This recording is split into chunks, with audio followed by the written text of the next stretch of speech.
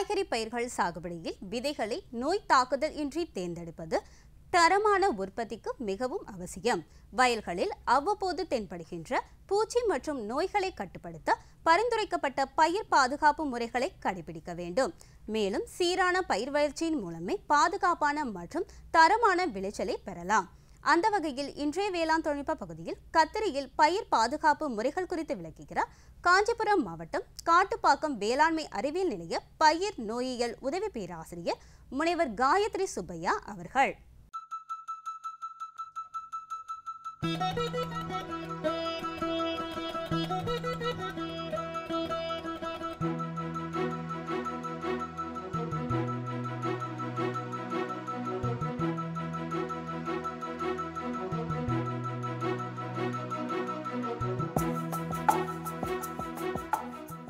கத்திரி வந்து ஒரு எப்போதும் சமைக்கக்கூடிய காய்கறி பயிர். எல்லா விசேஷங்களுக்கும் நம்ம கத்திரிக்காய் வந்து அதிகமாக பயன்படுத்திகிட்டு இருக்கோம்.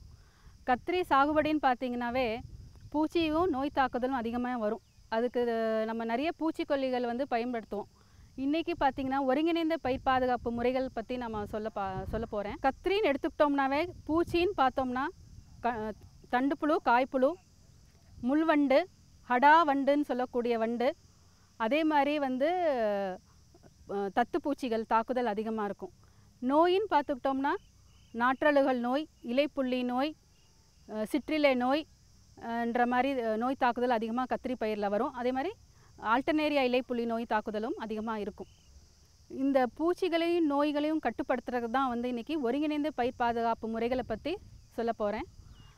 ஒருங்கிணைந்த பயிர் பாதுகாப்பு முறைகளில் பார்த்திங்கன்னா வயல் தயாரிப்புலேருந்து அறுவடை வரைக்கும் நம்ம என்னென்ன உக்திகள் தொழில்நுட்பங்கள் எல்லாம் பயன்படுத்தணுன்றது தான் வந்து ரொம்ப முக்கியமான ஒரு அம்சம். இப்போது வயல் தயாரிப்பு முறைன்னு பார்த்திங்கன்னா ஒரு ஏக்கருக்கு வந்து 100 கிலோ வேப்பம் புண்ணாக்கும் பயன்படுத்தினோம்னா அந்த மண் மூலியமாக பரவக்கூடிய நோயிலேருந்தும் பூச்சிகள்லேருந்தையும் நம்ம பயிர்களை பாதுகாத்துடலாம்.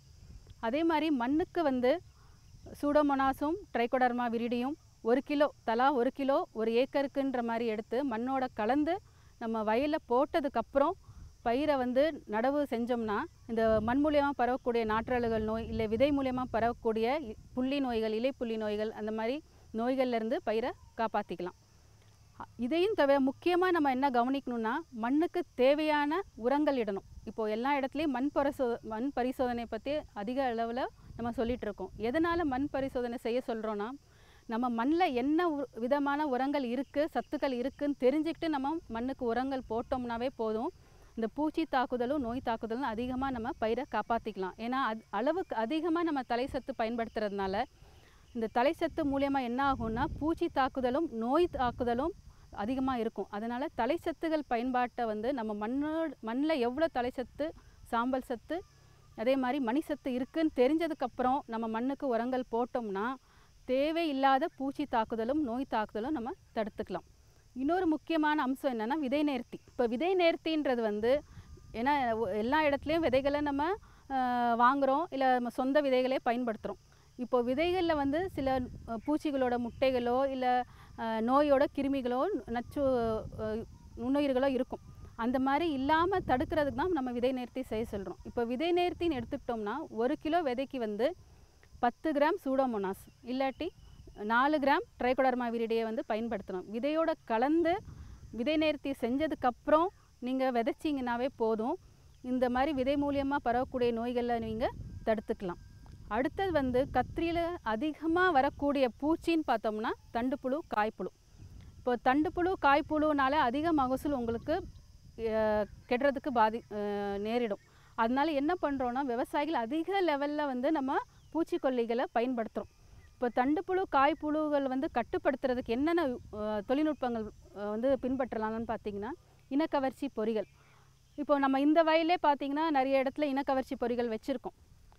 இந்த இனக்கவர்ச்சி பொறிகள் எப்போ வைக்கணுன்றது வந்து கத்திரி வயலில் நாற்று நட்டு 1 மாதத்துக்குள்ளே இந்த இனக்கவர்ச்சி பொறிகள், அதாவது ஏக்கருக்கு 5லேருந்து 6 பொறிகள் வந்து வச்சோ 40 மீட்டர் இடைவெளியில் வந்து வச்சோம்னா அந்த முதிர் பூச்சிகள், ஆண் பூச்சிகள் எல்லாமே வந்து இந்த இனக்கவர்ச்சி பொறிகளை மாட்டிக்கும். அப்படி மாட்டிக்கிறதுனா வெளியில் இருக்கக்கூடிய பெண் பூச்சிகள் முட்டை வைக்கிறதும் அதோட எண்ணிக்கை பெருகுதலும் உங்களுக்கு குறையும். இந்த மாதிரி இனக்கவர்ச்சி பொறிகள் வைக்கிறதுனால முதிர் பூச்சிகள் எல்லாமே வந்து பொறியில் மாட்டிக்கிறதுனால புழுக்களோட பாதிப்பு வந்து பயிரில் வந்து இல்லாமல் போகும். இதனால் நம்ம பூச்சிக்கொல்லிகளை வந்து அடிக்கிறத வந்து குறைச்சிக்கலாம். இன்னொன்று பார்த்திங்கன்னா முட்டை ஒட்டுண்ணி அட்டைகள். இந்த முட்டை ஒட்டுண்ணி அட்டை வந்து பார்த்திங்கன்னா ட்ரைகோகிராமா கைலோனிஸ் என்ன சொல்லக்கூடிய ஒரு முட்டை ஒட்டுண்ணி அட்டை வந்து ஒரு ஏக்கருக்கு 2 cc அட்டையை நம்ம பயன்படுத்தணும். பூக்கும் போது 2 cc அட்டையை நம்ம வயலில் வைக்கணும். அதே மாதிரி 3 தடவை வந்து ஒரு 10 நாள் இடைவெளியில் வந்து இந்த முட்டை ஒட்டுண்ணி அட்டையை வைக்கிறதுனால இந்த தண்டு துளைப்பான காய் துளைப்பானோட முட்டைகளில் வந்து அந்த பூச்சி ட்ரைகோகிராமான்னு சொல்லக்கூடிய பூச்சி போய் சாப்பிட்ரும். அதனால் அந்த துளைப்பானோட எண்ணிக்கையும் அதோட பாதிப்பும் நம்ம கத்திரி பயிரில் குறையும். இன்னொரு முக்கியமான பூச்சி வந்து தத்துப்பூச்சி.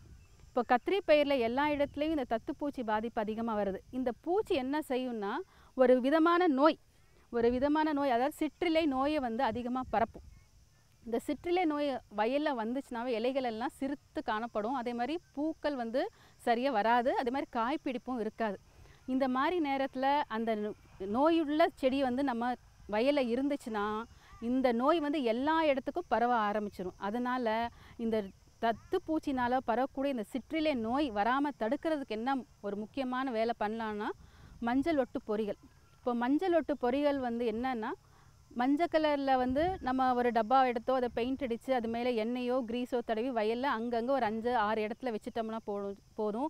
அந்த மஞ்சள் வண்ண கலருக்கு எல்லாம் அந்த தத்துப்பூச்சிகள் இல்லை வேறு சில சார்வுறிஞ்சும் பூச்சிகள்லாம் ஈர்க்கப்பட்டு அதில் வந்து ஒட்டிக்கும்.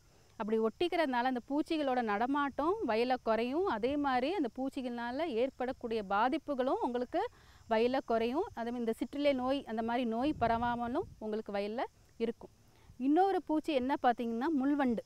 இப்போ முள்வண்டுன்றது வந்து பார்த்திங்கன்னா இலையெல்லாம் கடித்து அப்படியே சாப்பிட்ருக்கும். அந்த பூச்சிகள் வராமல் பார்த்துக்கணும். அதே மாதிரி இன்னொரு முக்கியமான பூச்சி வந்து பார்த்திங்கன்னா ஹடா வண்டுன்னு சொல்லக்கூடிய வண்டு. அதோட புழுக்கள் என்ன பண்ணும், இலைக்கு பின்னாடி இருந்து இல்லை சுரண்டி அந்த பச்சை தன்மையெல்லாம் சாப்பிட்றதா இலை சல்லடை மாதிரி ஆயிடும். ஸோ பூச்சியோட பாதிப்பு எப்படி இருக்கும் முதல்ல நம்ம தெரிஞ்சுக்கணும். அப்படி தெரிஞ்சுக்கிட்டிங்கனாவே போதும். அதுக்கு தேவையான மருந்துகள் நம்ம வாங்கி அடித்தோம்னா போதும். அந்த கரெக்டாக அது இந்த பூச்சிக்கு இந்த மருந்து, இந்த நோய்க்கு இந்த மருந்து நம்ம தெரிஞ்சு பயன்படுத்தினாவே போதும். உங்களுக்கு தேவையில்லாத பூச்சி மருந்துகள் வாங்குகிற செலவு குறையும். அதே மாதிரி அடிக்கிற செலவும் உங்களுக்கு குறையும். இதனால் ஒரு சுற்றுப்புற சூழ்நிலும் உங்களுக்கு நல்லபடியாக இருக்கும். இப்போ நோயின்னு பார்த்திங்கன்னா அதிகமாக வரக்கூடிய நோய் பார்த்திங்கன்னா நாற்றழுகல் நோய் வரும் கத்திரியில். இப்போ நாற்றழுகல் நோய் வரதுனால விதை நேர்த்தி செய்கிறது ரொம்ப நல்லது. இல்லாட்டி நீங்கள் நாற்று நடும்போது அந்த நாற்றை வந்து நல்லா சூடோமோனாஸோ ட்ரைகோடர்மா கலவையில் வந்து நல்ல நாற்றை ஒரு 15-20 நிமிஷம் நனைச்சி வச்சு அதுக்கப்புறம் நாற்று நெட்டிங்கன்னா இந்த நாற்றழுகல் நோய் வராமல் உங்கள் கத்திரி வயலில் பார்த்துக்கலாம். இன்னொரு முக்கியமான அம்சம் வந்து என்னன்னு பார்த்திங்கன்னா நம்ம இயற்கை விவசாயத்தில் இந்த இனக்கவர்ச்சி பொறிகள் விளக்கு பொறி வைக்கிறது ரொம்ப பரிந்துரை செய்கிறோம். இப்போ விளக்கு பொறி வந்து ஒரு ஏக்கருக்கு வந்து ஒரு இடத்துல நீங்கள் வைக்கலாம். இப்போ நிறைய விதவிதமான விளக்கு பொறிகள் அதிகமாக வந்திருக்கு. சூரிய ஒளி மூலியமாக இயங்கக்கூடிய விளக்கு பொறிகள் எல்லாம் இருக்குது. அது வந்து எப்போ பயன்படுத்தினா சாயந்தர வேலைகள், அதாவது 5:30 மணிக்கு நீங்கள் அதை ஆன் பண்ணி வச்சுட்டிங்கன்னா போதும். அதுலேருந்து ஒரு 8:30-9 மணி வரைக்கும் எரியிற வரைக்கும் அந்த மாதிரி பார்த்தோம். அதாவது 3லேருந்து 3.5 மணி நேரம் உங்களுக்கு அந்த விளக்கு எரிஞ்சிச்சுன்னா போதும். உங்களுக்கு அது மூலியமாக என்ன ஆகும்னா இந்த சாறு உறிஞ்சும் பூச்சிகள், முதிர் பூச்சிகள், பறக்கக்கூடிய பூச்சிகள் எல்லாமே வந்து பொறியில் மாட்டும். அப்படி மாட்டிக்கிறதுனால என்ன ஆகும், அந்த பூச்சிகளோட எண்ணிக்கை வயலில் குறையும். அதே மாதிரி அது மூலயமா பாதிப்புகள் வந்து உங்கள் வயலில் குறைச்சிக்கலாம். அதனால எல்லா இடத்துலையும் நம்ம என்ன சொல்கிறோம்னா இந்த விளக்கு பொறி வயலில் வைக்க சொல்கிறோம். அதே மாதிரி இனக்கவர்ச்சி பொறிகளை பயன்படுத்த சொல்கிறோம். இப்போ ஒருங்கிணைந்த பயிர் பாதுகாப்பு முறைகளை எல்லா விதமான உக்திகளும் நம்ம பயன்படுத்த சொல்கிறோம். உளவியல் முறைகள், அதே மாதிரி உயிரியல் முறைகள், அதே மாதிரி இயந்திரியவியல் முறைகள், இந்த மாதிரி எல்லா விதமான உக்திகளும் நம்ம பயன்படுத்தினோம்னா நம்ம ஒருங்கிணைஞ்சு பண்ணோம்னா தேவையில்லாத பூச்சிக்கொல்லிகள் அடிக்கிறதும், அதே மாதிரி இப்போ பூச்சிக்கொல்லிகள் அடிக்கிறதுனால மண் தண்ணி எல்லாம் நிறைய இடத்துல கெட்டு போயிடுச்சு. அந்த மாதிரி எல்லாம் தவிர்த்துக்கலாம். மேலும் விவரங்கள் பெற முனைவர் காயத்ரி சுப்பையா அவர்களை 09442091883 என்ற கைபேசி எண்ணில் தொடர்பு கொள்ளலாம்.